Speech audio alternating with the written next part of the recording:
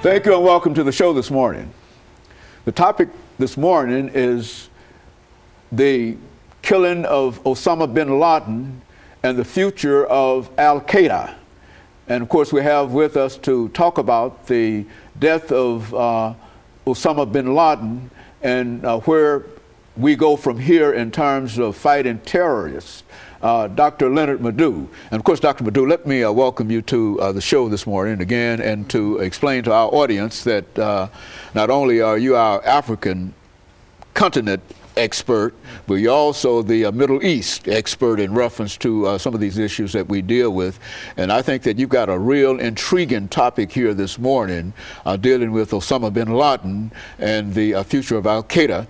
And I think I also might remind our audience, Dr. LMadu1, that you were here with us not long ago, and we talked about many activities dealing with the Middle East, but I doubt very seriously if either of us realized that we were that far from the end of Osama bin Laden.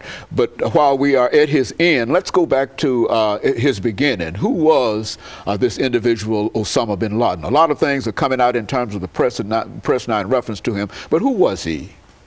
Well, you know, Mr. bin Laden, you know, as most people, you know, is from Saudi Arabia. You know, he was born around 1957.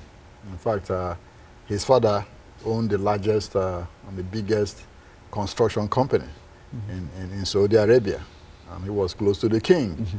You know, his father died in 1967 from an unexplained plane crash.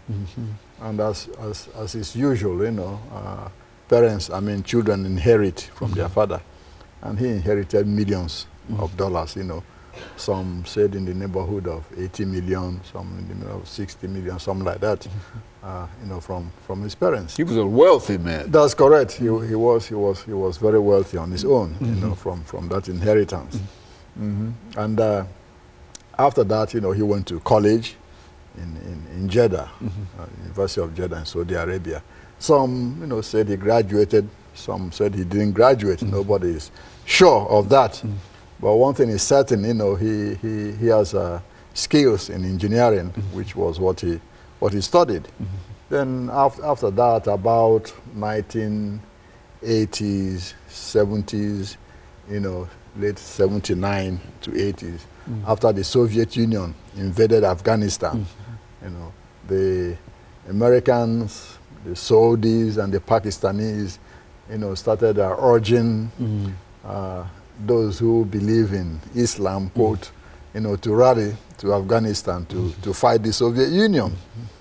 Bin Laden answered this call, you know, and went to Afghanistan with some other Arab colleagues of him, you know, to fight, you know, against the Soviet Union. It was there in 1982 in Peshawar, you know, Pakistan, that he met a man called Dr. Abdullah Azam, who was his mentor, you know, insofar as Islamic theology is concerned.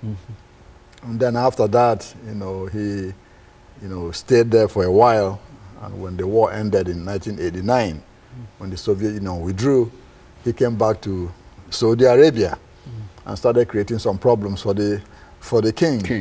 Because of the influence of Dr. Azam and the rest, you know, he started calling for change in the Saudi, you know, society against the Americans, you know, having anything to do with Saudi Arabia, and you know it, etc., etc. Then during the Gulf War, before the Gulf War and during the Gulf War, he got very upset that the United States had bases in Saudi Arabia, and he started, you know, abusing the king and the rest, calling them infidels, and, you know, for bringing in American troops in Saudi Arabia. So that upset the government of Saudi Arabia very much, and they say, well, you have to leave one way or the other. So they kicked him out. So he went to the Sudan, you know, to establish himself. So he was in the Sudan from 1991 to 1996, when under American pressure, you know, they told him to leave. So he left and then moved to Afghanistan in 1996, you know, where he was protected by the Taliban government of Mullah Omar. You know. Okay, and so Dr. LMadu, let's stop our first commercial break, but essentially I think that you're giving some very, very revealing information in reference to who this individual was, and that very, very fact that he was a man of quite a bit of influence in a real sense to begin with, but it was not the influence that the king wanted him to have. And of course we'll be back with our audience following this very, very short commercial break.